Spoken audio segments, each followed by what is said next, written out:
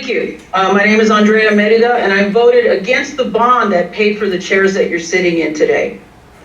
But I'd like to first address the superintendent because I have a concern with the way that the staff of the Northeast Denver Innovation Zone conducted themselves in authorizing the recent student uproar over the unfair censure that Tay Anderson faced last week. Now, I realize that innovation status confers a certain amount of autonomy, but public schools are bound to a standard that requires them not to wade into political matters.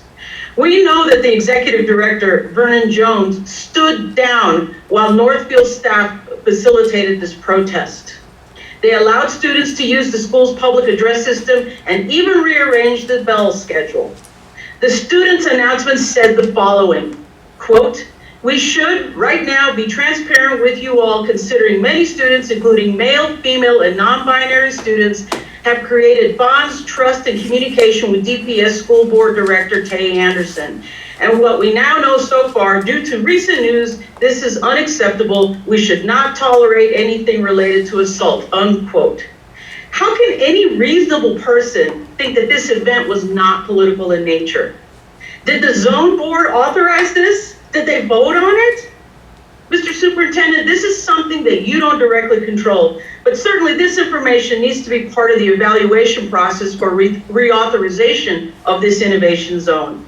It is irresponsible and bordering on educational malfeasance to allow this highly politicized situation to fester.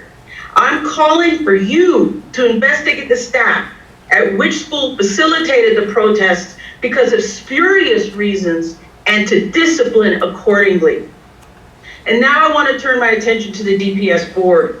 It is stunning to me that elected officials would allow themselves to be part of the false charges and defamation of character initiated by known white supremacist elements.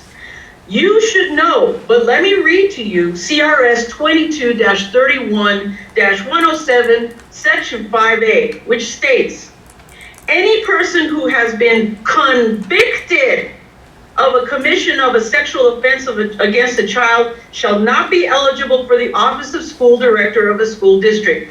If a person becomes ineligible pursuant to the terms of this subsection while serving as a school director, a vacancy shall be deemed to exist." You should have waited for a police report and a conviction, which would have been consistent with state law. Instead, what you chose to do was to further defame Director Anderson's character and waste thousands of taxpayer dollars to do so. You chose to punish him for his human right of self-expression by expressing frustration over the continued attacks of white supremacists. You chose to nail him for something, anything, as long as you can keep the white supremacist wolves off your own backs. For shame. Thank you.